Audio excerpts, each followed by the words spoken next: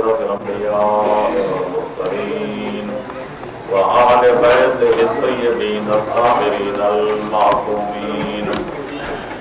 أما بعد فقد قال الله تبارك وتعالى في كتابه المبين وهو أصدق القائلين: أعوذ بالله من الشيطان الرجيم. بسم الله الرحمن الرحيم. ذلك الكتاب لا ريب فيه هدى للمتقين. صلوات پڑھیں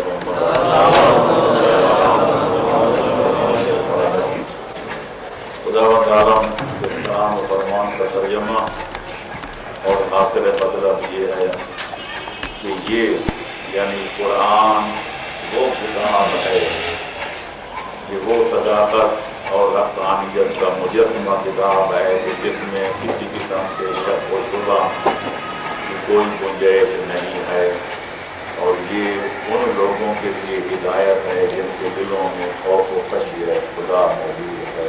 پھر بھی سوال پڑھیں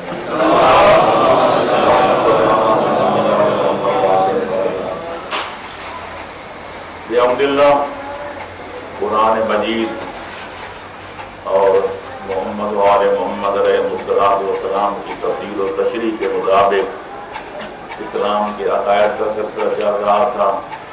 اب تک جن موضوعات پر روشنی ڈالی جا چکی وہ آپ کو معلوم ہے کہ توحید جو تمام عقائد اور تمام اصول کی اصل و اصول ہے، اس پر کما کو تبصرہ کیا جا چکا۔ توحید کے بقدر ضرورت عقائد بیان کیے جا چکے۔ اس کے بعد عدالت اور نبوت کا ذکر بھی وہ تفصیل سے نہیں لیکن اجمال سے کیا جا چکا، اور آج کی اس محفل میں دو موضوعوں پر گفتگو کرنی ہے: ایک مسئلہ امامت، دوسرا مسئلہ قیامت۔ ظاہر ہے کہ ان میں سے ہر ایک مسئلہ اتنا طویل و عریض ہے۔ کیا امامت کا مسئلہ 1400 سال گزر گئے مسلمانوں کو آپس میں لڑتے ہوئے، جھگڑتے ہوئے، مناظرے کرتے ہوئے، مباحثے کرتے ہوئے، کتابیں لکھتے ہوئے، لیکن جنہیں وہ ڈوبنا وہ ڈوب جاتے ہیں سفینوں میں۔ آج تک یہ مسئلہ یوں کا توں الجھا ہوا ہے اور ہر فریق اپنی ضد پر اڑا ہوا ہے۔ یہ مسئلہ حل ہونے کا نام نہیں لیتا۔ مولانا ابوالکلام آزاد نے غلام رسول میر کے نام ایک خط میں لکھا تھا کہ اگر بڑے سے بڑا الجھا ہوا مسئلہ ہو اور اس کو نیک نیتی سے اگر حل کرنے کی کوشش کی جائے تو چند منٹ میں وہ مسئلہ حل ہو جاتا ہے، اور اگر وہ تعصبات ہو، تعصبات ہو، ذاتی مفادات کا شکار ہو گئے تو چھوٹا سا مسئلہ قیامت کے سورج ابھرنے تک حل نہیں ہوگا۔ تو بدقسمتی سے مسئلہ امامت کے ساتھ بھی یہی سلوک کیا گیا کہ یہ تعصبات، اندھی تقلید، بغض، اناد، مفادات کہ ایسا چکر چلا کہ یہ مسئلہ حل ہونے کا نام نہیں لیتا۔ کہ قیامت وہ مسئلہ ہے، قیامت وہ موضوع ہے کہ جس کا ایک دن 50,000 سال کے برابر ہوگا۔ اب اس کی تفصیلات بیان کی جائیں تو پھر ماشاءاللہ کہیں حشر برپا ہو جائے لیکن شاید پھر بھی ختم نہ ہو سکے۔ تو لہٰذا بڑے اختصار کے ساتھ جناب مولوی صاحب یہ بھی کہہ رہے تھے، آج سوالوں کی بھی بڑی بھرمار ہے، یعنی اشارہ یہ تھا کہ ذرا میں بیان کو مختصر کروں تو درجہ جو زیادہ دوں۔ تو میں نے کہا دونوں مسئلے بھی بڑے حساس ہیں، ختم بھی کرنے ہیں 5 بجے تک، تو ظاہر ہے جتنا ٹائم بچے گا وہ سوالوں کے جواب دینے کی کوشش کی جائے گی۔ اگر کوئی رہ گئے تھے جو صاحبان چاہیں گے کہ آج ان کا جواب لیں تو پھر نماز مغربین کے بعد انتظار کریں، انشاءاللہ ان کے جواب آپ کو دے دیے جائیں گے۔ صلوات پڑھیں محمد والے محمد۔ بلکہ 8 بجے کے بعد تک انتظار کرنا پڑے گا کیونکہ 6:30 بجے تو ہم انٹرنیٹ پہ بیٹھ جاتے ہیں اور بیرونی لوگوں کے سوالوں کے جواب کے سلسلہ میں۔ تو میرے دوستوں میں یہ کہہ رہا تھا کہ نیک نیتی سے بڑے الجھے ہوئے مسئلے کو حل کرنے کی کوشش کی جائے تو چند منٹ میں حل ہو سکتا ہے۔ میں عرض کروں گا کہ مسئلہ امامت و خلافت ہمارا عقیدہ یہ ہے کہ جہاں نبوت ختم ہو گئی، رسالت ختم ہو گئی، عہدے ختم ہو گئے، منصب ختم ہو گئے، تو خالق اکبر نے اس دین کی بقا کے لیے جو دین پیغمبر لائے تھے اس دین کی فوز و فلاح کے لیے جس پر پیغمبر نے اپنی جان قربان کی تھی، اس دین کی کامیابی و کامرانی کے لیے جس کی خاطر پیغمبر نے اہل بیت، اپنے اصحاب اور اپنے دندان مبارک شہید کرائے تھے، تو اس دین کی بقا کے لیے پیغمبر اکرم کے بعد خالق نے ایک نیا محکمہ کھولا، ایک نیا عہدہ اس کا افتتاح کیا، جس کا نام ہے مسئلہ خلافت و ولایت و امامت۔ اور یہ بھی ایک اختلافی مسئلہ ہے کہ امام یعنی پیغمبر کے قائم مقام خلیفہ خدا مقرر کرتا ہے یا بندے، تو اس کا مسئلے کا حل اگر تفصیلات میں جائیں تو پھر بندہ جتنا چاہے بیان کرتا رہے، لیکن اجمالاً اتنا کافی ہے کہ آدم سے لے کر عیسی نے مریم تک جتنے نبی خالق نے بھیجے، ہر نبی کو خالق نے ایک وصیت عطا فرمایا، لیکن جس طرح نبیوں کا انتخاب خدا کرتا تھا، وصیوں کا انتخاب بھی خدا کرتا تھا۔ بلندتر سلام۔ تاریخ انبیاء میں پوری کائنات مل کر ایک مثال پیش نہیں کر سکتی کہ کوئی نبی دنیا سے چلا گیا ہو اور اپنی مسلک کے وارث کا نام و نشان اپنی امت کو بتا کے نہ گیا ہو۔ لہذا جب اللہ کا ہمیشہ سے قانون یہ رہا ہے کہ ہمیشہ نبیوں کو بھی وہ خود منتخب کرتا ہے اور نبیوں کے وصیوں کا انتخاب بھی خود کرتا ہے، تو پھر سمجھ نہیں آتی خاتم الانبیاء کے دور میں اللہ کا قانون کیوں بدل گیا۔ جب پیغمبر نے یہ معاملہ امت کے حوالے کر دیا، آپ کو پتہ ہے کہ جہاں افسر حکومت مقرر کرتی ہے، اگر کسی کا تبادلہ ہو جائے یا خدا نہ خواستہ وہ وفات پا جائے، مثلا سیٹ خالی ہو جائے، تو اس کے نائب کا اہتمام بھی حکومت کرتی ہے، کوئی بندے نہیں کرتے۔ لہذا ماننا پڑے گا کہ اللہ یعلم المفسد من المصلح، اللہ بہتر جانتا ہے کہ مصلح کون ہے، مفسد کون ہے، اللہ بہتر جانتا ہے اہل کون ہے، نااہل کون ہے۔ بندوں کو کیا پتا، ظاہر بینوں کو کیا پتا کہ کس بندے کے اندر کیا ہے۔ لہذا ماننا پڑے گا کہ خدا انتخاب کرتا ہے، تبھی وہ فرماتا ہے کہ ربک یخلق ما یشاء و یختار ما کان لهم الخیرہ، میرا ابھی پیدا کرنا بھی تیرے پروردگار کا کام ہے، نبوت اور امامت اور خلافت کے منصب کے لیے کسی بندے کا انتخاب کرنا بھی تیرے پروردگار کے قبضے قدرت ہے۔ نہ لوگ پیدا کر سکتے ہیں نہ منتخب کر سکتے ہیں، تو لہذا ہمارا دعویٰ ہے کہ خالق نے اس منصب جلیل کے لیے، اس عہدہ جلیلہ کے لیے 12 نائبوں کا انتظام کیا، 12 خلیفوں کا اہتمام کیا، پیغمبر کے لیے 12 جانشینوں کا انتظام کیا۔ ان میں سے پہلے ولی اور وصی کا نام علی ولی ہے، اور آخری حجت خدا کا نام حضرت مہدی ہادی اجل اللہ تعالیٰ فرجہ شریف ہے۔ یہ پورے 12 ہیں، نہ 12 کے 13 ہو سکتے ہیں نہ 12 کے 11 ہو سکتے ہیں۔ اس قسم کی حدیثوں سے تمام مسلمانوں کی کتابیں بھری پڑی ہیں کہ پیغمبر نے یہ تو فرمایا تھا کہ یکون بعدی 12 خلیفہ، میرے بعد میری مسند کے وارث 12 ہوں گے، میری مسند کے وارث 12 ہوں گے۔ تو اختلاف ہے وہ یہ ہے کہ وہ 12 ہیں کون، تو لہذا ہر قوم اپنے 12 رہنما مانتی ہے، دنیا جانتی ہے۔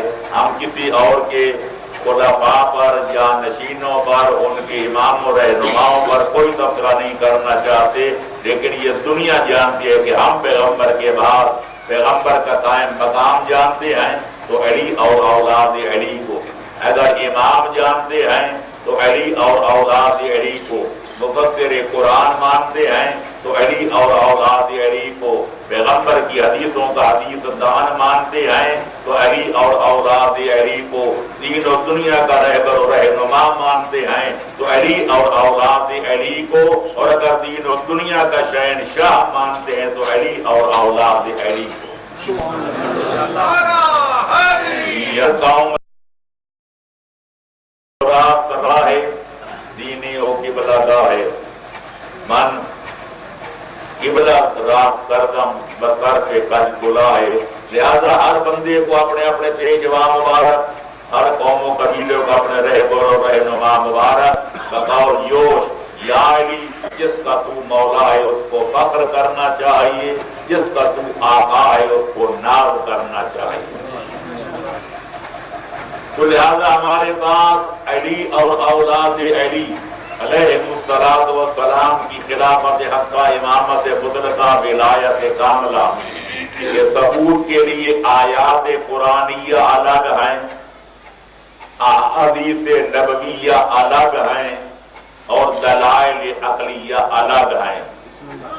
میں نے خود اس موضوع پر اثبات الامامت نام ایک ضخیم کتاب لکھی ہے، پر علامہ ہلی علیہ الرحمہ آج سے تقریباً 700 سال پہلے الفین کے نام سے 2000 کتاب کا نام الفین ہے، یعنی 2000 نامی کتاب لکھ کر 1000 دلیل قرآن و سنت سے اور 1000 دلیل عقل سے پیش کر کے یہ ثابت کر چکے ہیں کہ پیغمبر کے بعد علی اور اولاد علی کے سوا پیغمبر کا کوئی قائم مقام نہیں ہے. تو لہذا کہا ہزاروں دلائل.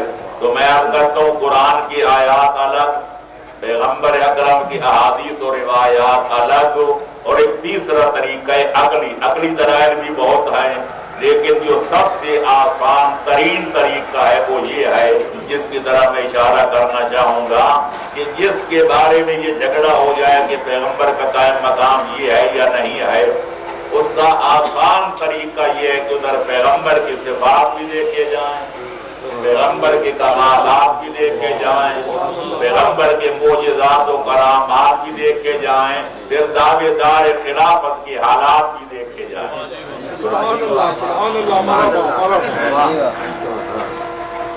کیونکہ جو جس کی جگہ پہ بیٹھتے اگر اس والی ڈیوٹی ادا نہ کر سکے تو وہ خلیفہ کیسے ہوگا؟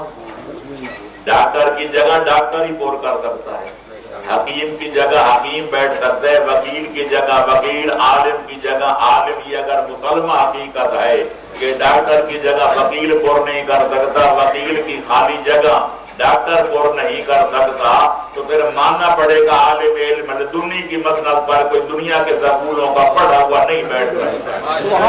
اگر نبی معصوم ہے تو کوئی گناہگار معصوم کی مسند پہ قدم نہیں رکھ سکتا. اگر نبی ساری کائنات سے افضل ہے تو کوئی مفضول پیغمبر کی مسند پہ نہیں بیٹھ سکتا. اگر پیغمبر صاحب معجزہ ہے تو جو معجزہ سے خالی ہو وہ کبھی پیغمبر کا وارث نہیں ہو. تو لہذا میں نے کل بڑے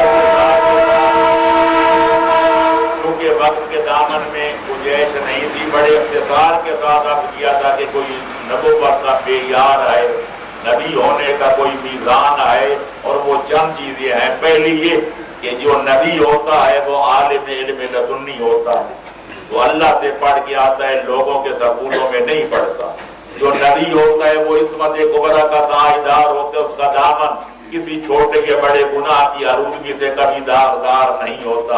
عرض کیا تھا کہ وہ نسب و حسب میں، اخلاق اور اعمال اور کردار اور رفتار میں سر آمد روزگار ہوتا ہے، کوئی امت میں اس جیسا دوسرا نہیں ہوتا.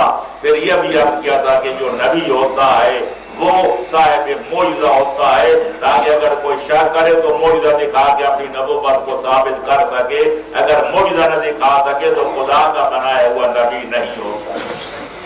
آپ کو امید ہے یہ 4 چیزیں یاد ہوں گی. تو میں کہتا ہوں اگر آپ پیغمبر اکرم کے قائم مقام کو پہچاننا چاہتے ہیں، پیغمبر کے جانشین کو اگر آپ سمجھنا چاہتے ہیں، پیغمبر کے بعد پیغمبر کے وارث کون ہیں، کائنات کے ہادی کون ہیں، کائنات کے رہبر کون ہیں، کائنات کے رہنما کون ہیں، دنیا دین اور دنیا کے پیشوا کون ہیں، تو جتنے دعوے داران خلافت نظر آئے جتنے بھی، ان سب کو علی علیہ السلام سمیت پیغمبر کے اوصاف و کمالات کو ان میں دیکھتے جاؤ. جو پیغمبر کی صفات کا حامل نظر آئے، جو پیغمبر کے کمالات کا مالک نظر آئے، جو پیغمبر کے جلال و جمال کا آئینہ بردار نظر آئے، بس سمجھ لینا کہ پیغمبر کی مسند کا وارث وہی ہے۔ سبحان اللہ، سبحان اللہ۔ تو میرے دوستو، اس مقام پر پہنچنے کے بعد میں 3 شرطیں عائد کروں گا۔ ایک یہ کہ جو تحقیق کرنا چاہتا ہے وہ بے لاگ تحقیق کرے، اپنے بزرگوں کی اندھی تقلید کا دامن چھوڑ دے۔ دوسری شرط ہے کہ تعصب کی عینک اتار دے، اناد کا جو ہے حجاب اس کو پھاڑ دے، پھر بے لاگ نگاہوں سے اللہ کا قرآن پڑھے، پیغمبر اسلام کا فرمان پڑھے، بزرگان دین کا کلام پڑھے، اور خاص طور پر تاریخ اسلام پڑھے، اور پھر دیکھے کہ پیغمبر کے اوصاف و کمالات کا ان سارے دعوے داران خلافت میں سے حامل کون نظر آتا ہے، اہل کون نظر آتا ہے۔ تو میں آپ کو یقین دلاتا ہوں روزے کے ساتھ نبی اور علی کے ممبر کی شبیہ پہ بیٹھ کے خدا کو حاضر و ناظر جان کے کہ اگر کوئی محقق ان شرطوں کے ساتھ تحقیق کرے گا تو تحقیق کرتے کرتے آفتاب قیامت مغرب کی جانب سے ابھر آئے گا، لیکن پیغمبر کے اوصاف جلال و جمال، پیغمبر کے کمال، پیغمبر کی عظمت و جلالت، پیغمبر کی عصمت و طہارت، پیغمبر کے علم و عمل اگر کوئی کائنات میں وارث نظر آئے گا، کوئی آئینہ بردار نظر آئے گا، کوئی حامل نظر آئے گا، تو یہ علی نظر آئیں گے، یا اولاد علی کے 11 امام۔ نعرہ تکبیر، اللہ، نعرہ رسالت، یا رسول اللہ، نعرہ حیدری، یا درود بر محمد و آل محمد صلی اللہ علیہ وسلم۔ لہذا احادیث الا ماشاءاللہ موجود ہیں۔ قرآن کی آیت وَإِذِ ابْتَلَىٰ إِبْرَاهِيمَ رَبُّهُ بِكَلِمَاتٍ فَأَتَمَّهُنَّ فَقَالَ إِنِّي جَاعِلُكَ لِلنَّاسِ إِمَامًا قَالَ وَمِنْ ذُرِّيَّتِي قَالَ لَا يَنَالُ عَهْدِ الظَّالِمِينَ۔ اللہ فرماتے اس وقت کو یاد کرو کہ جب خالق نے اپنے خلیل ابراہیم کا چند کلمات کے ذریعے امتحان لیا تھا، اور جب اس امتحان میں پاس ہو گئے، کامیاب و کامران ہو گئے، لوگوں پر ظاہر ہو گیا کہ یہ اہلیت رکھتے ہیں مسند امامت پر بیٹھنے کی، تب خالق نے فرمایا میں تمہیں لوگوں کا امام بنانے والا ہوں۔ معلوم ہوا کہ امام خدا بناتا ہے۔ اور اس کا دوسرا ثبوت کہ جب ان کو امامت کی نوید ملی، خوشخبری ملی، تو فوراً اولاد یاد آ گئی۔ عرض کرتے ہیں بالے والے ومن ذریتی، میں چاہتا ہوں کہ یہ عہدہ امامت میری نسل میں اور میری اولاد میں بھی برقرار رہ جائے۔ اب ایک نبی کی دعا ہے، ظاہر ہے کہ خالق نبیوں ولیوں کی دعائیں رد نہیں کرتا۔ خالق نے دعا قبول فرمائی پر چھوٹی سی شرط لگا دی کہ میرا خلیل یقیناً یہ قیامت تک عہدہ امامت تیری ذریت میں برقرار رہے گا، جو میری طرف سے امام آئیں گے وہ تیری اولاد میں سے ہوں گے، لیکن لا ینال عہد الظالمین، تیری اولاد 2 قسم کی ہوگی، ایک ہوگی گناہگار، ہر ظالم گناہگار ہوتا ہے، وَمَن يَتَعَدَّ حُدُودَ اللَّهِ فَقَدْ ظَلَمَ نَفْسَهُ۔ اللہ فرماتے ہیں میرے کچھ حدود و قیود ہیں، کچھ حلال و حرام ہیں، جو میری ایک حد کو توڑے گا وہ ظالم بن جائے گا۔ تو لہذا جو گناہگار ہوں گے وہ اس عہدے پر فائز نہیں ہو سکیں گے۔ امام جعفر صادق علیہ السلام کی آیت پڑھ کے اللہم صلی اللہ علیہ وسلم، اصول کافی میں ایک امام صادق آل محمد فرمایا کرتے تھے کہ ابطلت هذه الآیت امامت کل ظالم الى یوم القیامہ۔ اس آیت مبارکہ نے آفتاب قیامت کے طلوع ہونے تک ہر ظالم کی امامت کو ختم کر کے رکھ دی۔ اللہ کی طرف سے کبھی ظالم یعنی گناہگار امام نہیں ہو سکتا۔ تو پتہ چل گیا کہ امامت خاندان اسماعیل و ابراہیم میں رہے گی، اور جو معصوم ہوں گے وہ عہدہ امامت پر فائز ہوں گے۔ ہم فخر سے کہہ سکتے ہیں کہ جو علی اور اولاد علی میں سے جو 11 امام ہیں یعنی کل 12 امام، جو بندہ ان کو معصوم نہیں جانتا، جو ان کو آیت تطہیر کا مصداق نہیں مانتا، جو اطیع اللہ و اطیع الرسول و اولی الامر منکم کا ان کو تائیدار نہیں مانتا، جو بندہ کونوا مع الصادقین کا ان کو حقدار نہیں مانتا، جو ان کو عصمت کبریٰ کی کریم کا مالک و مختار نہیں مانتا، ہم اس کو چیلنج کرتے ہیں کہ آج سے لے کر آفتاب قیامت کو کرنے تک علی اور اولاد علی کی چادر عصمت پر کسی چھوٹے گناہ کا کوئی داغ ثابت کر کے صلوات پڑھو محمد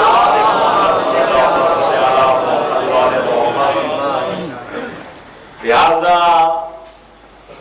ایک لطیفہ یاد آ گیا، جناب امام فخر الدین رازی ہمارے بھائیوں کے ایک بہت بڑے عالم جلیل ہیں جن کی تفسیر کبیر بڑی ضخیم 6 جلدوں میں بھی سر پہ چھپی، اس کو اگر چھوٹی جلدوں میں بنایا جائے تو 40 جلدوں سے بھی زیادہ بن جائیں۔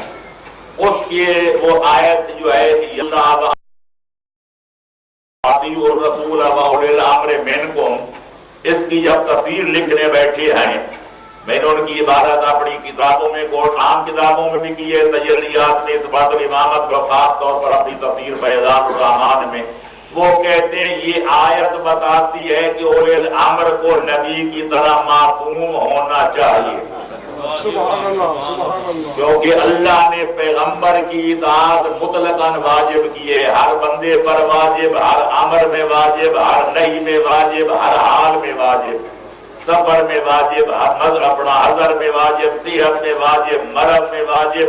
تو جس ہستی کی اطاعت مطلقہ واجب ہو وہ ہستی معصوم ہو سکتی ہے، گناہگار نہیں ہو سکتی۔ لہذا سارے مسلمان مانتے ہیں کہ پیغمبر جو ہیں وہ پیغمبر یقیناً معصوم تھے، تو کہنے لگے چونکہ آیت میں نبی اور اولی الامر کی اطاعت میں کوئی فرق نہیں، جس طرح نبی کی اطاعت مطلقہ واجب ہے اسی طرح بے نہیں اولی الامر کی اطاعت بھی ہر شخص پہ واجب، ہر زمان میں واجب، ہر مکان میں واجب، ہر امر میں واجب اور ہر نہی میں واجب، ہر حالت میں واجب، ہر کیفیت میں واجب، ہر نوعیت میں واجب۔ تو یہ دلیل ہے کہ اولی الامر کو بھی نبی کی طرح معصوم ہونا چاہیے۔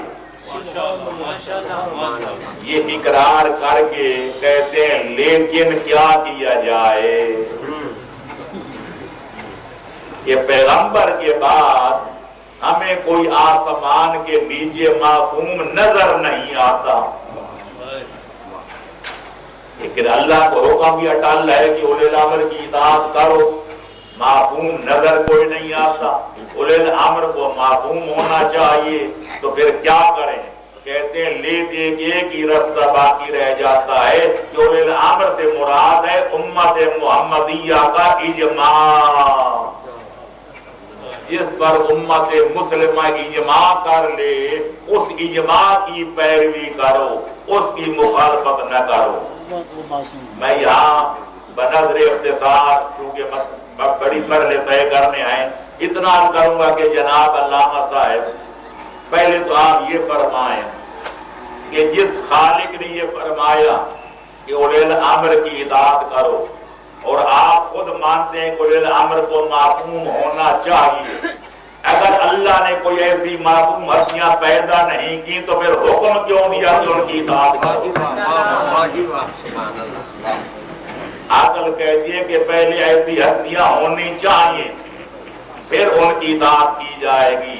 یہ خدا کی حکمت کے خلاف ہے، خدا کے علم اور دانائی کے خلاف ہے کہ اللہ کسی شے کو حکم دے لیکن اس کا وجود ہی نہ ہو، ایک بات۔ اور دوسری بات آپ نے جو یہ فرمایا کہ ہمیں معصوم ہستی کوئی نظر نہیں آتی، پہلے یہ فرمایا آپ نے قرآن کی تفسیر لکھی ہے، آپ کو آیت تطہیر نہیں ملی، آپ نے آیت تطہیر کا ملاحظہ نہیں کیا، پھر بخاری اور مسلم اس کی شان نزول نہیں دیکھی کہ پیغمبر نے کن ہستیوں کو اپنے دامن عبا پہ لے کر دعا کی تھی کہ اللہم ہؤلاء اہل بیتی، یا اللہ ان کو یوں پاک کر جس طرح پاک رکھنے کا حق ہے. تو پھر وہ کون ہستیاں تھیں کہ جن کو پیغمبر نے دامن میں لیا تھا اور خالق نے یہ آیت نازل کی تھی کہ انما یرید اللہ لیذھب عنکم الرجس واہل البیت ویطہرکم تطہیرا. کاش کہ آپ اپنی کتابوں کو دیکھ لیتے تو یہ نہ کہتے کہ اللہ نے کوئی معصوم پیدا نہیں کیا. نمبر 3، اگر آپ کی بات مانی جائے کہ معصوم اور تو کوئی نہیں بس اجماع امت جو ہے یہ مراد ہے، تو میں پوچھنا چاہتا ہوں جب آپ خود کہتے ہیں کہ امت میں کوئی معصوم نہیں، سارے خطا کار ہیں، سارے گناہگار ہیں، تو چند گناہگار اکٹھے ہو جائیں تو مجموعہ معصوم بن جائے گا؟ یہ کون سی منطق ہے؟ چند جاہل اکٹھے ہو جائیں ان کے ملنے سے ایک عالم بن جائے گا؟ چند غریب و نادار کنگال خالی جیب اکٹھے ہو جائیں ان کی اجماع کرنے سے ایک مالدار بن جائے گا؟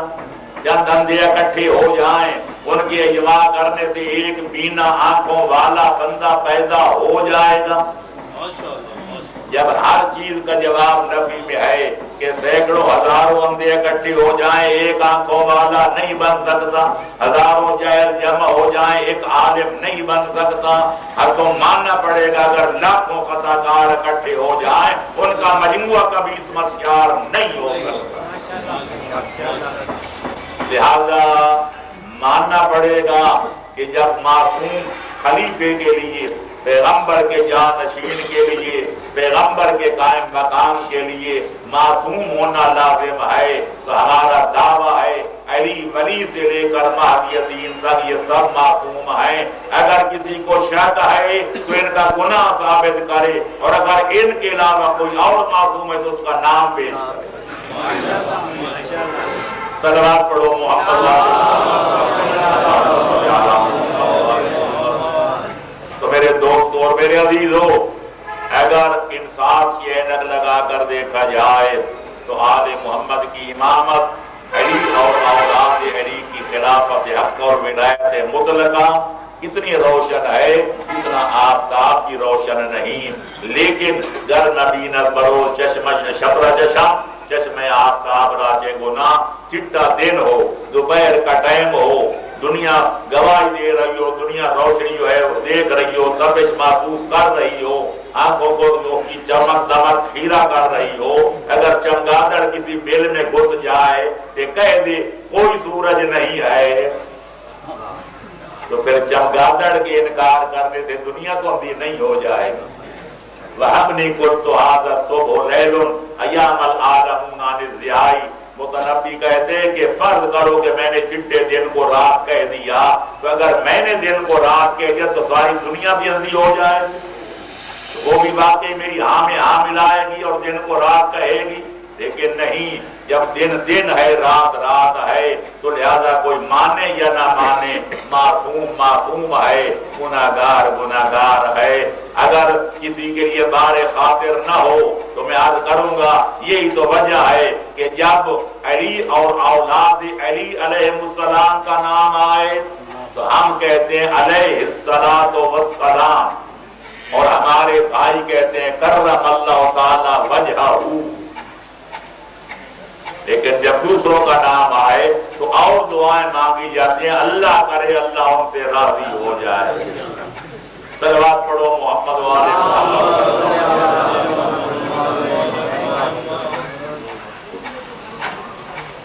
ان اللہ کرم وجہ علی ان یسجد لصنم قط. خالق اکبر نے ہمیشہ حیدر قرار کے چہرے کو اس سے مقدس رکھا، بلند رکھا، پاک رکھا کہ علی کبھی اللہ کے سوا کسی اور کے سامنے پیشانی جھکائے. علی کی پوری زندگی گواہ ہے کہ ولادت کے پہلے لمحے سے لے کر شہادت کے آخری لمحے تک علی نے کبھی غیر اللہ کے سامنے پیشانی جھکائی نہیں ہے. سبحان اللہ، مرحبا مرحبا، سبحان اللہ. کوئی ایسا اور ہے تو دنیا ذرا نام بتا دے. صلوات پڑھو محمد. انہوں نے وضاحت کی ہے شرف عقائد رسی والے نے، شرف اکبر والے نے، کہ کہ علیہ السلام کہنے میں حرج تو کوئی نہیں، پر ہم نہیں کہتے کیونکہ یہ کسی اور فرقے کا رواج بن گیا ہے، شعار بن گیا ہے۔ رضی اللہ اس لیے نہیں کہتے، علی پر جب اللہ ناراض کبھی نہیں ہوا تو دعائیں کیوں مانگے گا راضی ہو؟ اس لیے درمیان رابطہ نکالا، اللہ نے ان کے چہرے کو مکرم رکھا، اللہ نے علی کے چہرے کو مقدس رکھا، تم نے کبھی غیر اللہ کے سامنے گردن جھکائی نہیں ہے۔ سلوات پڑھے محمد و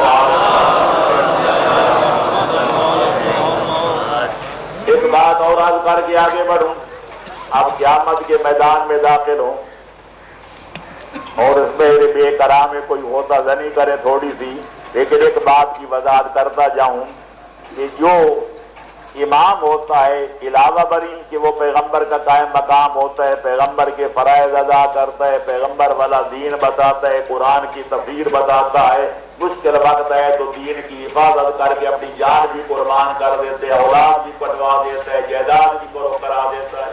یہ تو باتیں ہیں، ہم تو یہی کہتے ہیں، لیکن ہمارے مخالف یہ کہتے ہیں کہ نہیں شیعہ مشرک ہیں، کوئی کہتا ہے شیعہ کافر ہیں، کوئی کہتے ہیں یہ کیوں مشرک ہیں، یہ تو اپنے 12 اماموں کو خدا کا شریک مانتے ہیں، یہ تو اپنے 12 اماموں کو خدا اور رب مانتے ہیں، کوئی کہتے ہیں یہ کافر ہیں کیونکہ یہ ختم رسالت کے قائل نہیں، یہ تو اپنے 12 اماموں کو نبی اور رسول مانتے ہیں۔ تو میرے دوستو، شکوہ بیجا بھی کرے کوئی تو لازم ہے شعور۔ میں اپنے بھائیوں کی خدمت میں عرض کروں گا کہ وہ بھنگیوں چرسی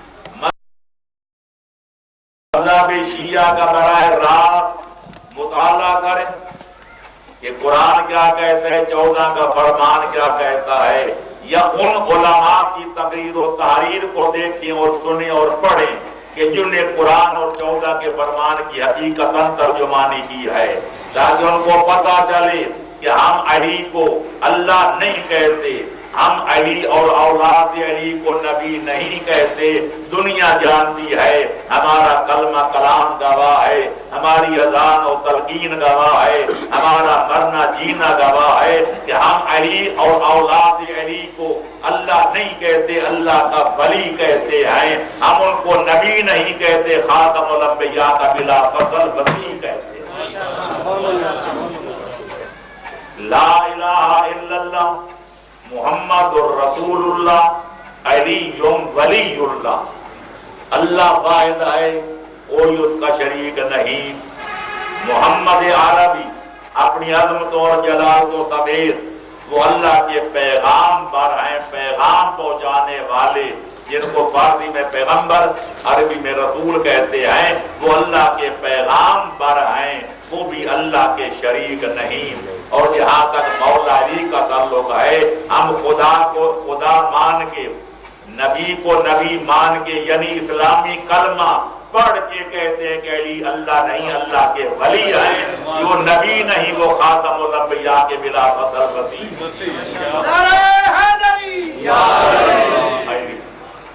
تو لہذا جیسا کل عرض کیا تھا، یہ پرسوں غالباً کہ ہم محمد و آل محمد علیہ السلام کو خالق اکبر تک پہنچنے کا وسیلہ جانتے ہیں۔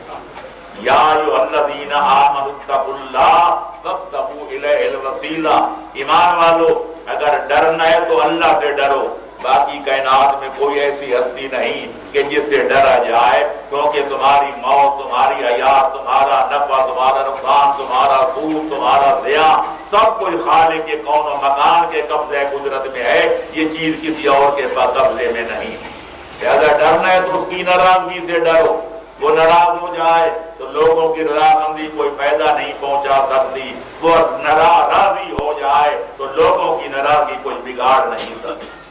لہذا اس سے ڈرو، اور اگر خدا تک پہنچنا چاہتے ہو، خدا کو پہچاننا چاہتے ہو، خدا کو راضی کرنا چاہتے ہو، خدا سے اپنے مطالبات منوانا چاہتے ہو، خدا سے آیتیں پوری کرانا چاہتے ہو، تو کوئی وسیلہ ڈھونڈ کے لاؤ، اور وسیلے کو پہچانے تو میدان مباہلہ میں چلے جاؤ، جن کو نبی میدان مباہلہ میں اپنے ہمراہ لے کر گئے تھے اور فرمایا تھا کہ جب میں دعا کروں، اب دعا کرو تو آمین تم کہنا، پتہ چل جائے گا کہ وسیلہ وہی ہے۔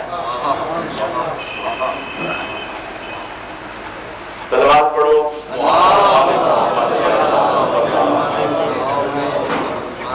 ایک اور ہے اس کے بارے میں کوئی ہمارے بھائی یوں یا کر دیتے ہیں جناب وسیلے سے مراد نماز ہے، یہ وسیلے سے مراد روزہ ہے، حج ہے، زکات ہے۔ اللہ فرماتا ہے مجھے راضی کرنا ہے تو کوئی وسیلہ ڈھونڈو، یعنی نماز پڑھو، روزہ رکھو، یہ کرو وہ کرو۔ اگر ہمارے باپ ان سنی شیعہ کتابوں کے اندر یہ روایتیں موجود ہیں کہ وسیلے کا وہی مفہوم ہے جو ہم نے بیان کیا کہ جب دیکھو اللہ ناراض ہو گیا، اللہ تمہاری بات نہیں سن رہا، تو ان کا واسطہ تو یا اللہ جیسے بھی ہیں نام لیوے تو تیرے مصطفیٰ کے ہیں، ان کا محابہ یہ کام کر دے۔ یا اللہ ہم جیسے گئے گزرے ہیں کم از کم نام لیوے تو علی مرتضیٰ کے ہیں، ان کا صدقہ ہم پر رحم کر دے۔ لیکن اگر کوئی یہاں کہہ دی تو میں کہتا ہوں ایک ایسی آیت ہے کہ جس کا جواب کائنات کے پاس نہیں۔ خدا فرماتے ہیں بلو انہم اذ ظلموا انفسہم یاؤکا فاستغفروا اللہ فاستغفر لهم الرسول لوجدوا اللہ توابا رحیما۔ اے میرا حبیب جب ان لوگوں نے گناہ کر کر کے اپنے اوپر ظلم کیا تھا، اگر وہ گناہ کر کے تیری بارگاہ میں حاضر ہو جاتے اور پھر تیرے پاس بیٹھ کے استغفار کرتے، مجھ سے مغفرت طلب کرتے، ایک بات واستغفر لهم الرسول، اور اے میرا رسول تو بھی ان کی سفارش کر دیتا کہ یا اللہ ان کے گناہ بخش، لوجد اللہ توابا رحیما، تو یقیناً خدا کو توبہ کا بڑا قبول کرنے والا اور اپنے گناہگار بندوں پر بڑا رحم کرنے والا پاتے۔ میں پوچھنا چاہتا ہوں دنیا والوں سے، اگر وسیلے کی ضرورت نہیں تھی تو خدا کیوں کہتے ہیں گناہ کر کے اگر تیری سرکار میں آ جائے؟ سبحان اللہ، سبحان اللہ۔ وہیں بیٹھ کے توبہ نہیں کر سکتے تھے؟ وہیں اب جہاں گناہ کیے تھے اپنے گھروں میں بیٹھ کے وہاں استغفار نہیں پڑھ سکتے تھے؟ کیوں فرمایا جاؤ کا گناہ کر کے آتے تیری بارگاہ میں، پھر آ کے یہاں مانگتے معافی، تو کرتا سفارش، پھر وہ دیکھتے کہ میں کس طرح معاف کرتا۔ پتہ چلا کہ وسیلے کا عقیدہ ایک صحیح عقیدہ ہے۔ لہذا کچھ لوگ کہتے ہیں جناب یہود جو تھے کافر، ان سے جب کہا جاتا تم بتوں کی پرستش کیوں کرتے ہو تو وہ کہتے تھے کہ ہم اس لیے پرستش کرتے ہیں کہ تاکہ ہمیں بڑے خدا تک پہنچا دیں۔ لہذا جو وسیلے کے قائل ہیں وہ تو کافروں کی تقلید کرتے ہیں، مشرکوں کی۔ میں کہتا ہوں مجھے بتاؤ، پہلی بات تو یہ ہے کہ وہ وسیلے خود بناتے تھے ہاتھوں سے، کوئی لوہے کا خدا بناتا، کوئی چاندی کا، کوئی آٹے کا، کوئی گڑ کا، کوئی کسی ذات کا۔ لہذا ہم نے تو خود نہیں بنائے، ہم تو ان کو مانتے ہیں جو خدا نے بنائے ہیں۔ ایک بات بنانا اس کا کام، پہچان کے ماننا ہمارا کام۔ دوسری بات وہ ان کی عبادت کرتے تھے، وہ ان کے سامنے گردن جھکاتے تھے، سجدہ ریز ہوتے تھے۔ ہم میں سے کون ہے جو آل محمد کی عبادت کرتا ہو؟ ہم صرف خالق کون و مکان کی عبادت کرتے ہیں، اسی کو معبود العالمین کہتے ہیں۔ ہم صرف جب دعا کرتے ہیں اور پتہ ہو کہ خدا ہم پر راضی نہیں ہمارے گناہوں کی وجہ سے، تو واسطہ ان کا دیتے ہیں، خدا خدا سے مانگتے ہیں۔ یہ عین اسلام ہے، یہ عین ایمان ہے، اور یہی انبیاء و مرسلین اور ائمہ طاہرین کا طریقہ کار رہا ہے۔ صلوات پڑھو۔ قیامت پر حق ہے وہ آ کے رہے گی۔ قرآن میں دو موضوع ایسے ہیں جتنا ان پر زور دیا گیا اتنا کسی پر نہیں دیا گیا۔ ایک خدا کی وحدانیت کہ خدا ایک ہے، دوسرا قیامت پر حق ہے، اس میں کوئی شک نہیں ہے۔ ان الساعۃ لآتیۃ لا ریب فیہا وان اللہ یبعث من فی القبور۔ وجہ کیا ہے؟ وجہ یہ ہے کہ جس دور میں پیغمبر خاتم نے اعلان نبوت کیا اور جس دور میں قرآن مجید نازل ہوا، اس دور میں سب سے منکر لوگ جو تھے ان دو چیزوں کے تھے۔ ایک خدا کی وحدانیت کے، کیونکہ 360 خدا انہیں بنا کے خانے کعبے میں سجا رکھے تھے، تو وہ کیسے کہتے کہ خدا ایک ہے؟ توحید سے ان کو چڑ تھی، توحید سے عداوت تھی۔ ان قسم کی آیتیں میں پہلی اپنی 2 تقریر و 3 میں کر چکا ہوں، بتا چکا ہوں کہ ان شذوکر اللہ وحدہ اشمئزت قلوب الذین لا یؤمنون اگر خدا کی توحید کا ذکر کیا جائے ان کے دل ٹیڑھے ہو جاتے ہیں، چہروں کے رنگ بدل جاتے ہیں، وہیں یشرک میں ہی، اور اگر شرک کیا جائے تو بڑے راضی ہو جاتے ہیں۔ تو لہذا ایک ان کو توحید سے چڑ تھی، اس کو نہیں مانتے تھے کہ 360 کو چھوڑے کیسے، کہ ایک کو خدا مانے کیسے۔ دوسرا یہ کہتے تھے کہ قیامت کیسے آ سکتی ہے۔ قرآن میں آپ بار بار یہ فقرہ پڑھیں گے، یہ جملہ پڑھیں گے کہ اذا متنا وکنا ترابا ائنا لمنشرون یا انا لمبعوثون یا انا محشرون، کہ جب ہم مر جائیں گے، مر کے مٹی میں مٹی ہو جائیں گے تو پھر دوبارہ زندہ کیے جائیں گے۔ یہ کیسے ہو سکتا ہے؟ جب ہم مر جائیں گے ہمارا بدن خاک بن جائے گا، خاک کے ذرے ہوا میں اڑ جائیں گے، کائنات میں بکھر جائیں گے، وہ کون سی طاقت ہے جو ہمیں دوبارہ حیات نو عطا کر کے ہمیں پھر وہ جسم و جان دے کر دوبارہ کھڑا کرے گی؟ سورہ یاسین پڑھو، اس میں آخر میں ایک واقعہ لکھا ہوا ہے کہ ایک آدمی کسی قبرستان سے گزر رہا تھا، کافر، اس کو کسی قبر کو پھٹی ہوئی تھی، اس کے ہڈی بسیدہ باہر نکلی ہوئی تھی، اس نے وہ بسیدہ ہڈی اٹھائی، جیب میں ڈالی، سیدھا پیغمبر اکرم کی بارگاہ میں حاضر ہو گیا۔ وہ جیب سے ہڈی نکالی، ایک ہتھیلی پہ رکھی، دوسرے ہاتھ سے رگڑا دیا، وہ بالکل اس کا کچومر نکل گیا، خاکستر بن گیا، آٹے کی طرح بالکل آٹا بن گیا۔ اس نے پھونک مارا، اس ہڈی کے سارے ذرے فضا میں بکھر گئے۔ جب یہ منظر سب نے دیکھا تو اس وقت وہ بولا، میں یحیی العظام وہی رمیم، آپ جو کہتے ہیں قیامت آئے گی، قیامت آئے گی، کون ہستی ہے جس ہڈی کو زندہ کرے گی جس کے ذرے کائنات میں بکھر گئے ہیں؟ اس کا یہ کہنا تھا، خالق نے وحی کی ڈوری ہلائی۔ سبحان اللہ، سبحان اللہ، سبحان اللہ۔ قل یحیی الذی انشأها اول مرہ وہو بکل شیء علیم۔ میرا حبیب اس منکر سے کہہ دو اس کو دوبارہ وہی زندہ کرے گا جس نے پہلے اس ہڈی کو ہڈی بنایا تھا۔ تم کہتے ہو کہ ذرے ہو گئی، ہڈی جو تھی وہ ذرہ ہو گئی، ذرہ ہو گئی، وہ سیدھا ہو گئی، وہ کیسے پھر اس کو جوڑے گا؟ تو وہ قادر مطلق ہے، اس کی قدرت سے کوئی چیز بعید نہیں۔ تم کہتے ہو ذرے فضا میں بکھر گئے، وہ کہاں سے ذرے اکٹھے کرے گا؟ وَهُوَ بِكُلِّ شَيْءٍ عَلِيمٌ، وہ اتنا عالم ہے کہ کائنات کا کوئی ذرہ اس کے علم سے پوشیدہ نہیں ہے۔ جب وہ علیم بھی ہے، وہ قدیر بھی ہے، پھر دوبارہ وہ سیدھا ہڈی کا اجزاء کو اکٹھا کر کے اس کو سارے نو حیات نو عطا کر دے، تو تم ہی بتاؤ کہ اس میں انکار کی گنجائش کیا ہے؟ جس نے پہلے کائنات کو پیدا کیا جب یہ کچھ نہیں تھے، جس نے عدم سے نکال کر کائنات کو وجود میں لایا، کیا اس کو دوبارہ زندہ کرنے پر قادر نہیں ہے؟ عقل ہوش کے ناخن تو لو۔ اگر وہ قادر نہ ہوتا تو آسمان کیسے بنا تھا؟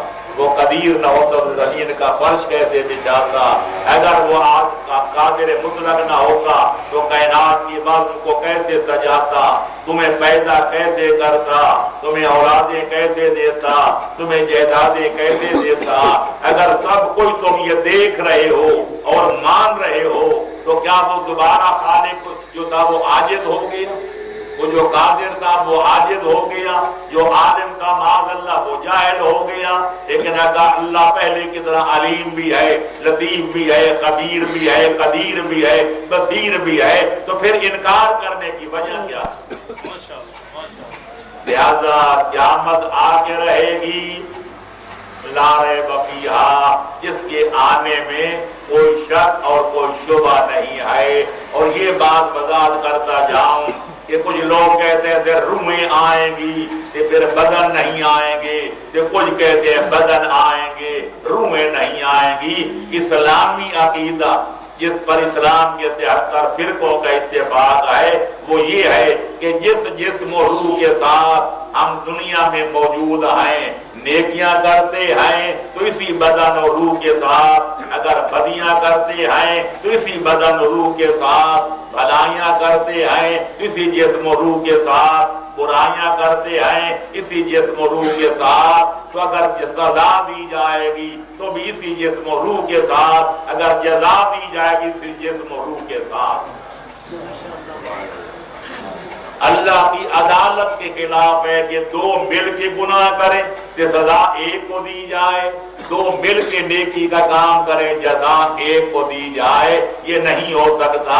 لہذا معاد کا معنی جس کو ہم قیامت کہتے ہیں یہ ہے کہ خالق اکبر قیامت والے دن انہی جسموں میں، انہی روحوں کو جن کے ساتھ ہم دنیا میں اس وقت جی رہے ہیں ہمیں دوبارہ زندہ کرے گا۔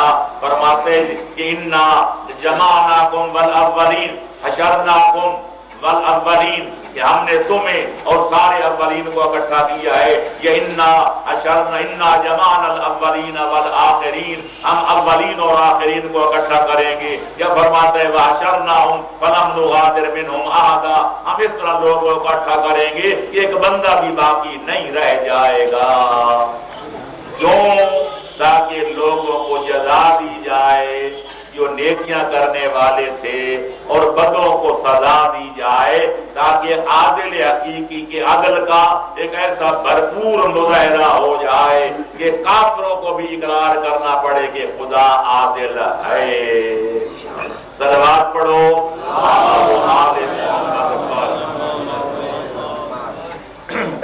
چھ سات منٹ باقی رہ گئے ہیں میرے دوستوں، میرے عزیزوں۔ یہ تو آپ جانتے رہتے ہیں کہ قیامت کا دن 50,000 سال کا ہوگا، اللہ رحم فرمائے۔ اس کے اندر کئی مواقف ہوں گے، کئی مقامات ہوں گے، کہیں حساب دینا پڑے گا، کہیں کتاب دینا پڑے گا، کہیں اللہ کی نعمتیں پوچھی جائیں گی، کہیں ہمارے اعمال کی بات پرس ہوگی، کہیں عہد کوثر ہوگا، کہیں لواء الحمد ہوگا، کہیں کچھ ہوگا، کہیں کچھ ہوگا۔ اللہ وہ سارے مرحلے خوش اسلوبی کے ساتھ حل فرمائے اور طے فرمائے۔ اتنا کہوں گا کہ ہمارے ہاں عقیدہ ہے کہ دو خالق نے فرشتے کرامن کاتبین مقرر کیا ہے اور وہ ہمارے ہر نیک و بد عمل کو لکھ رہے ہیں۔ یہی نام اعمال قیامت والے دن ہمارے ہاتھوں میں تھمائے جائیں گے اور دیے جائیں گے اور کہا جائے گا اقرا کتابک کفی بنفسک الیوم علیک حسیبا، اے انسان اپنے نام اعمال کو پڑھتا جا، کہ اپنا حساب و کتاب کرتا جا، کہ اپنا فیصلہ خود کرتا جا کہ جو تو کام کر کے آ رہا ہے ان کاموں کی روشنی میں تو جنت میں جانے کا حقدار ہے یا جہنم میں جانے کا سزاوار ہے۔ قرآن کہتے ہیں کچھ لوگ ہوں گے جو مان جائیں گے یا اللہ گناہ کیے تھے معاف کر دے، لیکن وہاں معافی نہیں ملے گی، توبہ دنیا میں ہوتی ہے۔ عذاب خدا سامنے آ جائے تو پھر توبہ قبول نہیں ہوتی، وہ سزا و جزا کا دن ہوگا، توبہ انابہ کا وقت ختم ہو چکا ہوگا۔ اور کچھ عام ایسے بھی ہوں گے جو خدا کی بارگاہ میں پکر جائیں گے، کہتے ہیں پکڑے جاتے ہیں فرشتوں کے لکھے پر نہ۔ آدمی اپنا کوئی دم تحریر بھی تھا، مرزا غالب نے کہا ہے، یہ شعر ہے لیکن اصل قرآن میں موجود ہے کہ وہ کہیں گے جناب یہ نام اعمال ہمارا نہیں، تیرے فرشتوں نے غلط رپورٹ کی ہے، ہم نے یہ گناہ نہیں کیے تھے۔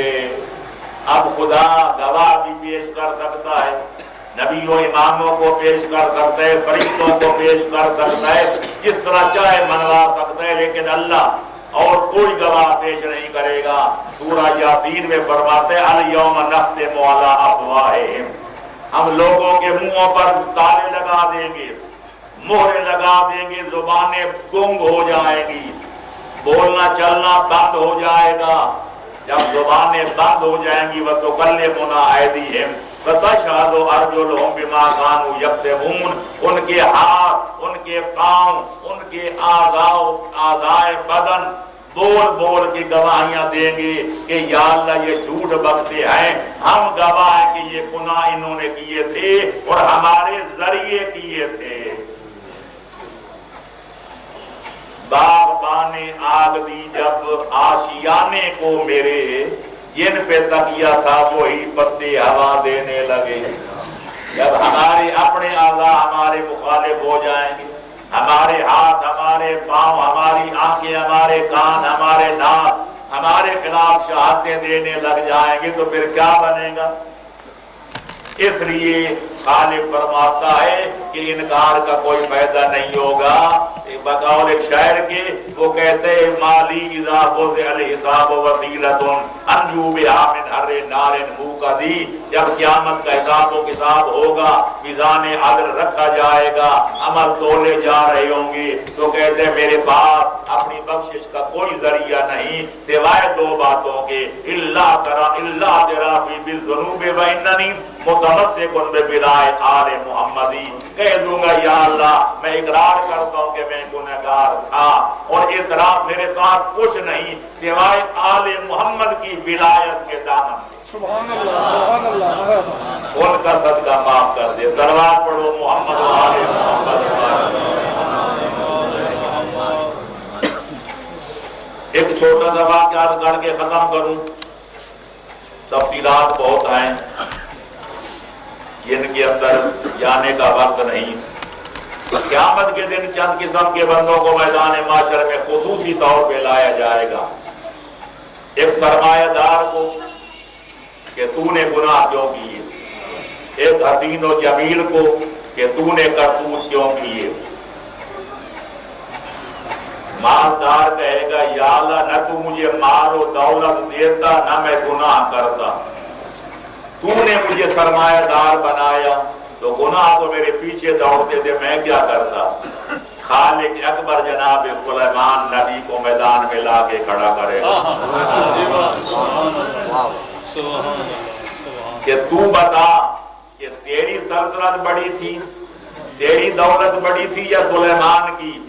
वो कहेगा जनाब से निस्बत खाकराबाद में पाक मेरी हुकूमत को क्या निस्बत है उनकी सल्तनत से। तो फरमाएगा जब ही अपने दामन को सरमायादार होके बचा सकता था, तू कोशिश करता तो नहीं बचा सकता।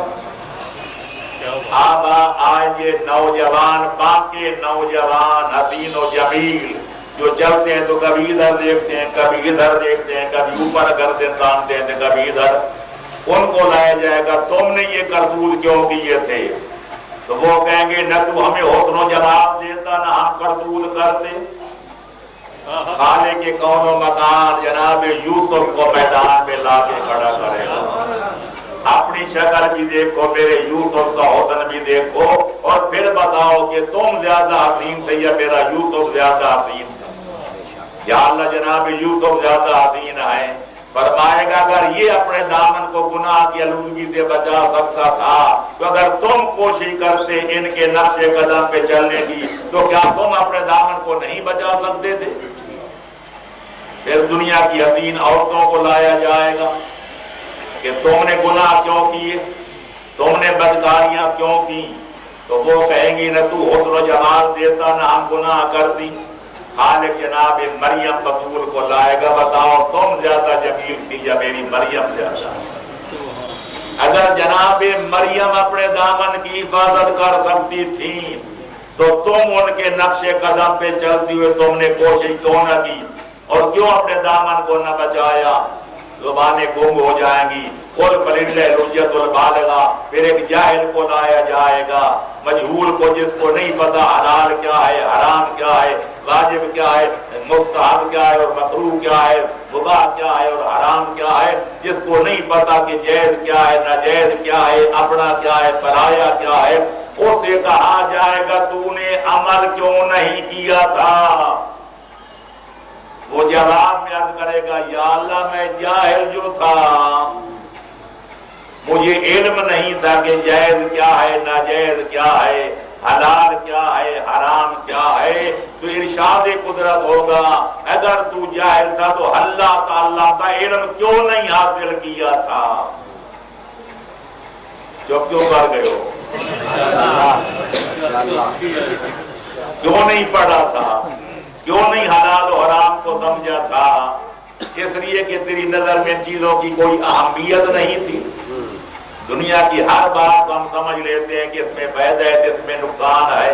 और अगर बेचारा कोई मौलवी डका दे तो कहते हैं मियां तुम अगले जमाने के बंदे हो, चुप रहो, तुम्हें क्या पता दुनिया के काम कैसे किए जाते हैं, कारोबार कैसे किए जाते हैं, फराडबाजियां कैसे की जाती हैं, धोखाधड़ियां कैसे की जाती हैं। کھوٹے میں کھڑے کھڑے میں کھوٹے مال کیسے ملائے جاتے ہیں، تم اگلے زمانے کے لوگ کچھ نہ کہو۔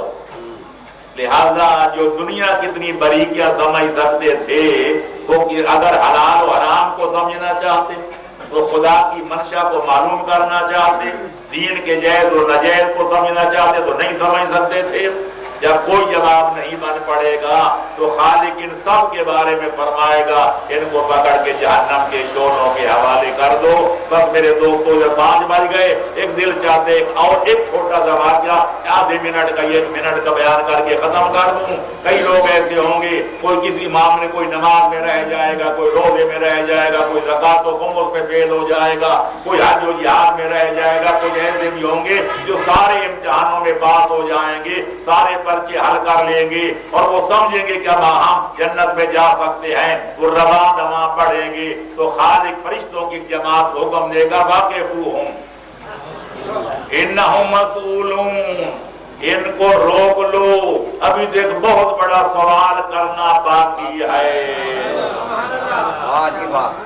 علامہ ابن حجر مکی نے بھی اپنی سوائے کے مورکہ میں علاوہ 20 کتابوں کے انہوں نے بھی اقرار کیا کہ جناب عبداللہ ابن عباس نے پیغمبر اسلام سے پوچھا، یا رسول اللہ، اتنے سارے پرچے حل کرنے کے بعد جو جنت میں نہیں جا سکیں گے، ابھی وہ آخری پرچہ کون سا ہوگا کہ جب تک وہ حل نہیں کریں گے تو جنت میں قدم رکھنے کی اجازت نہیں ملے گی، وہ کون سا سوال ہوگا؟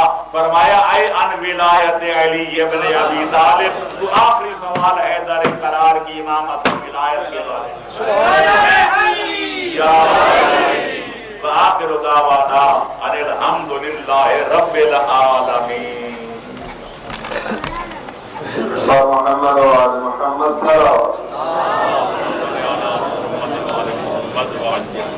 علیہ ہم انٹرنیٹ کے ذریعے پوری دنیا کے ساتھ مربوط بھی تھے، اور جہاں تک میں نے چاہت دیکھا ہے سب لوگ سبحان اللہ، جزاک اللہ اور ماشاء اللہ کے الفاظ رقم کر رہے تھے، اور اب سوالات کا سلسلہ شروع ہوتا ہے۔ پہلا سوال یہ ہے قبلہ کہ انسان کی زندگی مختصر ہے اور دوزخ کے عذاب و عقاب کی مدت طویل ہے، یہ بات شان خداوندی کے مناسب نہیں کہ مختصر مدت میں کیے گئے گناہ کا عذاب اس قدر طویل ہو۔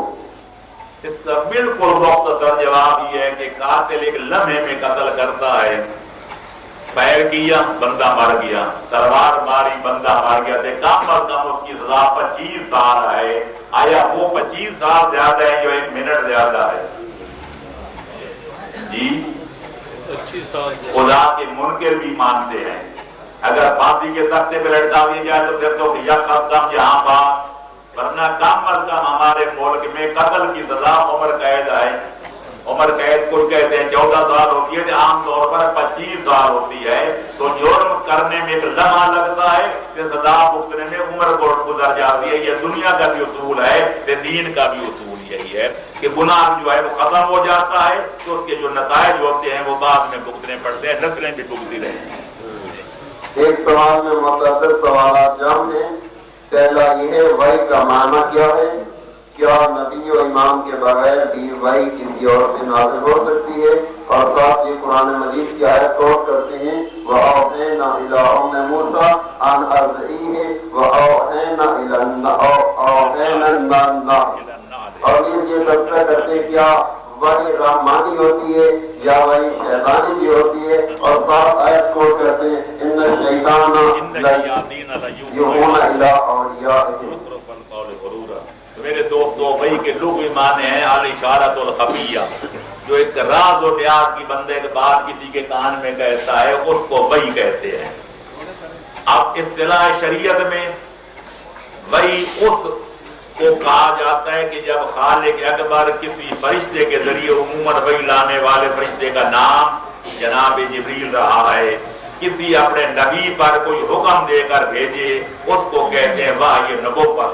لہذا جو نبوت والی وحی ہے کہ خدا کی طرف سے کوئی امر آئے، کوئی نہیں آئے، کوئی حلال آئے، کوئی حرام آئے، یہ وحی جو ہے یہ انبیاء کے ساتھ مخصوص ہے، یہ اماموں کو بھی نہیں ہوتی، کیونکہ امام شریعت لانے والے نہیں ہوتے، وہ پھیلانے والے اور بچانے والے ہوتے ہیں۔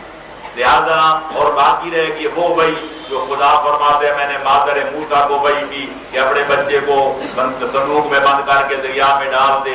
ہم نے شہد کی مکھی کو وحی کی کہ یوں درختوں پہ بیٹھتے یہاں ان کا رس چوستے پھر آ کے شہد بنا. یہاں سب علماء کا فیصلہ ہے کہ یہاں فطرت کے بعد اشارہ ہے کہ یہاں وحی سے مراد فطرت ہے, وحی کے مراد القاء ہے, دل میں خیال پیدا ہونا. ہم نے مادر موسیٰ کے دل میں یہ چیز ڈال دی کہ اگر بچے کو بچانے تو صندوق میں بند کر کے دریا میں ڈال دے. ہم نے شہد کی مکھی کی فطرت میں رکھ دیا کہ شہد کا چھتا یوں بنانا ہے تو شہد یوں تیار کرنا ہے. وہاں نہ کوئی جبریل وحی لاتا ہے نہ کوئی میکائیل آتا ہے. خالق نے شہد کی مکھی کی فطرت میں یہ چیز بدیت کر دی ہے. باقی رہ گئی وہی کہ وہ شیطان بھی کرتے ہیں تو رحمان بھی کرتا ہے. رحمان کی وہی جو ہوتی ہے وہ رحمانی ہوتی ہے, وہ سچی ہوتی ہے, وہ برحق ہوتی ہے. لیکن شیطان کی وہی جو ہوتی ہے وہ جھوٹی ہوتی ہے, وہ فریب ہوتا ہے, وہ دجل ہوتا ہے, وہ لوگوں کو گمراہ کرتا ہے. لیکن شیاطین دو قسم کے ہیں, انسان بھی ہوتے ہیں اور جنات بھی ہوتے ہیں. ان شیاطین لیوحون الی اولیاءہم, شیطان وہی کرتے ہیں اپنے جیسے شیطانوں کو کہ یہ پروگرام یوں بنانا چاہیے تھے, فلانا برا کام یوں کرنا چاہیے تھے, قانون سے یوں بچنا چاہیے تھے, قانون کی آنکھوں میں یوں دھول ڈالنی چاہیے. شیطان کا کام ہوتا ہے اپنے دوستوں کو پٹیاں پڑھانا کہ قانون شکنی کرنے کا طریقہ کیا ہے. رحمان کی وہی ہوتی ہے کہ بندوں کو جہنم سے بچا کر جنت میں داخل کرنے کا طریقہ ہے. سوال یہ ہے کہ دنیا میں شرک کی ابتدا کب ہوئی؟ اس پر میں نے بڑی تفصیل کے ساتھ ان باتوں پر میں نے گفتگو اپنا فوائد میں کی ہے کہ حضرت نوح کے دور میں, حضرت نوح کے بعد چند نیک آدمی گزرے ہیں, بڑے متقی بار صاحب تھے. اب روایتیں دو ہیں کہ دنیا نے ان کی زندگی میں ان کی قدر نہ کی اور ان کے مرنے کے بعد جب ان کو پچھتاوا ہوا کہ ہم نے ان کی قدر نہیں کی تو لوگوں نے ان کی مورتیاں بنائیں, ان کی تصویریں بنائی اور ان کو اپنے سامنے ان کے سامنے رکھ کے رکھا اور ان کا احترام کیا کہ افسوس ہم نے آپ کے حق میں کوتاہی کی, ہم نے یہ کیا, ہم نے وہ کیا. ایک وجہ یہ ہے کہ اس کے بعد آنے والی نسلوں نے دیکھا کہ ہمارے بزرگ ان کے سامنے بیٹھتے باتیں کرتے تھے, گردن جھکاتے تھے, انہیں آنے والی نسلوں نے سجدہ کرنا شروع کر دیا. اور ایک روایت میں یوں ہے کہ نہیں, وہ زندگی میں اتنے نیک تھے, اتنے مقدر تھے, اتنے بادشاہ تھے کہ لوگوں نے زندگی میں بھی ان کی مجسمے بنا لیے تھے اور جب وہ آپ نہ ہوتے تو لوگ ان کے مجسموں کو سامنے رکھ لیتے اور ان کے ادب و احترام کے سامنے دو زانو ہو کے بیٹھ جاتے. حتیٰ کہ جب وہ پہلے والے لوگ مر گئے, آنے والی نسلوں نے صرف دیکھا کہ ہمارے بزرگ ان کے سامنے مردہ ہو کر بیٹھتے تھے تو معلوم ہوتا ہی ہمارے معبود ہیں. آنے والی نسلوں نے ان کو سجدہ کرنا شروع کر دیا. اس طرح شیطان نے آغاز شرک کیا تھا. اس کے بعد باقاعدہ دنیا میں شرک عام ہو گیا, خدا کو سجدہ کرنا لوگ بھول گئے تھے, بزرگوں کو سجدہ کرنے کی عادت پڑ گئی. اشارے کا خدا محفوظ رکھے کن گناہوں کی وجہ سے ہوتا ہے؟ بس بات تو وہ ہے کہ خدا محفوظ رکھے, ورنہ خدا عدل کرے گا تو شاید ہی کوئی بچے گا. عقیدہ خراب ہو تو بھی فشار قبر ہوتا ہے, برادری سے قطع رحمی کی جائے تو بھی فشار قبر ہوتا ہے, ماں باپ کی بے احترامی کی جائے تو بھی فشار قبر ہوتا ہے, اور سب سے بڑھ کر بیوی بچوں کے ساتھ ناروا سلوک کیا جائے تو ایسے شوہر بھی فشار قبر سے نہیں بچ سکتے. خدا بندہ توفیق دے کہ مرنے سے پہلے ماں باپ ناراض ہیں تو ان کو راضی کر لیا جائے, برادری سے قطع رحمی کی ہے تو ان کو منا لیا جائے, بیوی بچوں پہ زیادتی کی ہے تو ان سے بھی معافی مانگ لی جائے. معافی مانگنے میں کوئی قصر شان نہیں ہوتی, خدا کے حکم کے سامنے جھکنا ہے, کوئی بیوی یا بچوں کے سامنے نہیں جھکنا. عبادت کا صحیح و درست ہونا اور عبادت کا قبول ہونا, ان دونوں کا معیار ایک ہے یا مختلف؟ عبادت کا صحیح ہونا, عبادت کا صحیح اور درست ہونا اور عبادت کا قبول ہونا, ان دونوں کا معیار ایک ہے یا مختلف؟ عبادت صحیح ہے اور غلط دو لفظ ہے, اس کا معیار اور ہے. یہ عبادت قبول ہے, یہ ناقبول ہے, اس کا معیار اور ہے. ایک ظاہری شریعت کا میزان ہے کہ وضو یوں کرنا چاہیے, لباس نمازی کا لباس یوں ہونا چاہیے, ان شرطوں کے ساتھ نماز پڑھنی چاہیے, منہ خانے کعبے کی طرف ہونے چاہیے, جہاں جہر کرنا ہے جہاں جہر کرنا چاہیے، جہاں افات ہے وہاں افات کرنا چاہیے، 2 کی 2 پڑھنی چاہیے، 3 کی جگہ 3۔ جو آدمی ان ظاہری شرائط کے مطابق نماز پڑھتا ہے ہم کہیں گے نماز صحیح ہے۔ جو ان شرائط کی خلاف ورزی کرے گا، وضو غلط کرے گا، لباس غلط پہنے گا، غسل غلط کرے گا، ہم کہیں گے اس کی عبادت غلط ہے، یعنی غیر صحیح ہے۔ تو صحت اور غلط ہونے کا معیار ظاہری شریعت کے قواعد ہیں، اور قبولیت اعمال کا دار و مدار تقوی الہی پر ہے، توجہ پر ہے، خلوص نیت پر ہے، اللہ کے خوف پر ہے۔ اللہ فرماتے ہیں انما یتقبل اللہ من المتقین۔ ایک بندہ نماز ساری صحیح پڑھتا ہے، 3 کی 3 رکعتیں پڑھتے ہیں، 2 کی 2 پڑھتے ہیں، وضو ٹھیک، سب کچھ ٹھیک، لیکن نیت یہ ہے کہ لوگ کہیں کہ فلانا بڑا نمازی ہے، اس نے خدا کے لیے نہیں پڑھی تو خدا قبول کیسے کرے؟ ایک بندے نے زکاتیں دی اور خمس دیا، صحیح طریقے سے دیا، حساب کر کے دیا، پر نیت یہ ہے کہ لوگ ہیں فلانا بڑا سخی ہے، عزاداری منائی، خوب رویا، خوب رلایا، خود پٹوایا، تے نیت یہ ہے کہ لوگ ہیں فلانا بڑا عہدیدار ہے، تے فلانا بڑا عزادار ہے، تو خدا کے لیے جب نہیں کیا تو خدا قبول کیسے کرے گا؟ اللہ ان کا عمل قبول کرتا ہے جو توجہ سے کیا جائے، خلوص نیت سے کیا جائے، صرف اللہ کے لیے کیا جائے، اور اللہ کے خوف و اراق، اللہ کے خوف و خشیت کی وجہ سے کیا جائے، واجبات کو ترک نہ کیا جائے، حرام کا ارتکاب نہ کیا جائے، ایسے بندوں کے عمل کو خدا قبول کرتا ہے۔ محمد وآل محمد صلوات۔ روح کی حقیقت کیا ہے؟ نیز انسانی جسم کے فنا ہونے کے بعد روح بھی فنا ہو جاتی ہے یا باقی رہتی ہے؟ روح کی حقیقت خدا نے بتائی نہیں، نبی نے بتائی نہیں، تھے آپ کوئی سے دلوں کو رکھ دیں گے، میں بتاؤں گا۔ یسألونک، آپ قرآن پڑھتے ہیں انشاءاللہ، ہمارا زیادہ پڑھتے ہوں گے، قرآن کی یہ آیت ہے، بات وہی ہے جیسے میں نے پرسوں عرض کی تھی، مجھے ایسے یاد ہوتی ہیں، پر افسوس ہے کہ نہ پارا یاد ہوتا ہے نہ سورت یاد ہوتی ہے، ورنہ بتاتا کہ فلانا پارا سے فلانی سورت، پر یہ قرآن کے اندر ہے یقیناً کہ یسألونک عن الروح، کہ میرا حبیب لوگ آپ سے پوچھ جائیں کہ روح کیا ہے، قل الروح من امر ربی، ان سے کہہ دو کہ روح میرے پروردگار کا ایک امر ہے۔ لوگوں نے کہا یہ ہمارے پلے کچھ نہیں پڑا، ذرا بازار کرو، روح کی شکل کیسی ہے، عقل کیسی ہے، قد کاٹ کیسا ہے، اس کی اصلیت کیا ہے، حدود اربع کیا ہے؟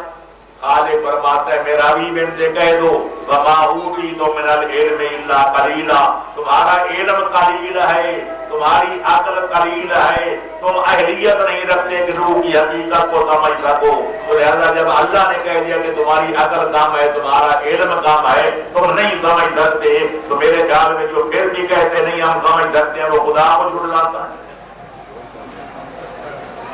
لہذا سر خدا کے عارف طارق مقام رکھو، در حیرتان کے بعد اب روشن کو یا شریف، ہم اتنا جانتے ہیں کہ ہمارا جسم مادی ہے، وہ ایک روحانی ہے، یہ جسم جو ہے جب فنا ہو جاتا ہے، اگر جسم کے ساتھ روح بھی فنا ہو جائے پھر جزا کیسی، سزا کیسی، عالم برزخ کے شدائد کیسے، عالم برزخ کے ہوئے مرزائد کیسے، تو پتہ چلا کہ حیات کیا ہے، عناصر میں ظہور ترتیب، اور موت کیا ہے، انہی اجزاء کا پریشان ہونا۔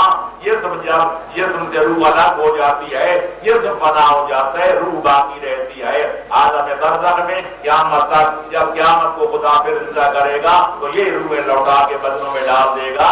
لہذا جو اچھی روحیں ہوتی ہیں وہ باقی السلام میں رہتی ہیں، متنعم رہتی ہیں، متلذذ رہتی ہیں۔ جو روحیں بدکار ہوتی ہیں ان کو وادی مرعود یمن میں ایک وادی ہے وہاں معذب کیا جاتا ہے، ان کو تقریب میں رکھا جاتا ہے۔ جو بین ہوتے ہیں، نہ کوئی نیک تھے نہ کوئی بد، نہ کوئی زیادہ مومن تھے نہ زیادہ بے ایمان، وہ یوں پڑے قبروں میں جیسے ایک آدمی سویا ہوا ہوتا ہے۔ جب قیامت قائم ہوگی تو قالوا من بعثنا من مرقدنا، کس نے ہمیں جگا دیا، ہم تو سوئے ہوئے تھے، تو کہا جائے گا ھذا ما وعد الرحمن وصدق المرسلون، یہ وہی قیامت ہے جس کا رحمان نے وعدہ کیا تھا اور نبیوں نے بھی سچ کہا تھا۔ اب قیامت کا دیکھا چکھو تو حساب و کتاب کی منزل کو پار کرو. اللہ نے شروع محمد محمد صلی اللہ علیہ موجود کرام اعلان سماعت فرمانے درس قرآن کی سیڑھیاں اس درس قرآن کی سیڑھیاں دستیاب ہیں. ملک محسن علی صاحب سے آپ رابطہ کر کے سیڈیز لے سکتے ہیں.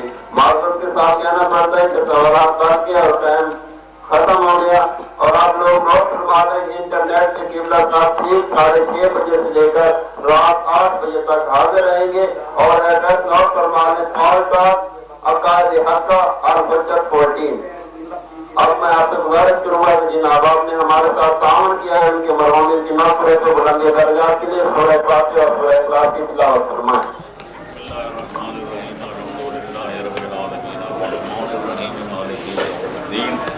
إياك نعبد وإياك نستعين اهدنا الصراط المستقيم صراط الذين أنعمت عليهم غير المغضوب عليهم ولا الضالين.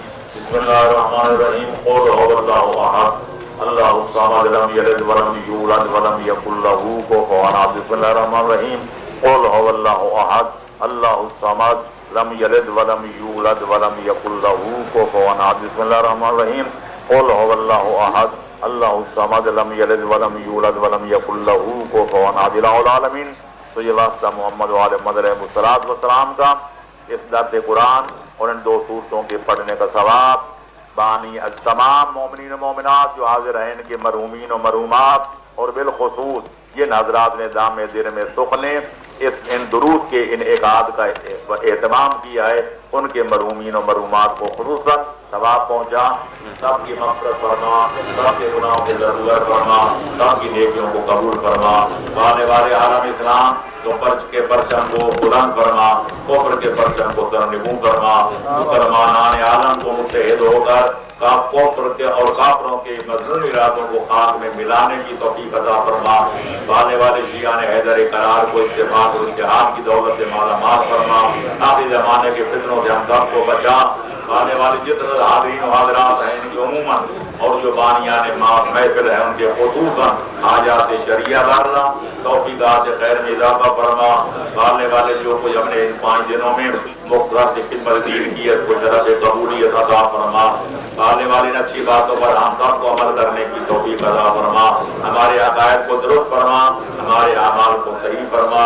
آنے والے آخری زمانے کے فتنوں سے بچا. ہمارا خاتمہ اسلام و ایمان پر فرما. حشر نشر شہادہ معصومین علیہ السلام کے سچے غلاموں کے زمرے میں فرما. ربنا تقبل منا انک انت السمیع العلیم بجاہ النبی وآل بیتہ الطیبین الطاہرین المعصومین. اللہم صل علی محمد وآل محمد. آپ حضرات کا شکریہ ان 5 روزہ دروس میں شامل ہوئے, ہماری مجالس کی رونق کو بڑھایا. آپ اور ہمیں سب معذور ہوئے, مصاب ہوئے اور الحمدللہ اپنے معلومات میں اضافہ کیا, گناہ بخشوانے کی کوشش کی, نیکیاں قبول کرانے کی کوشش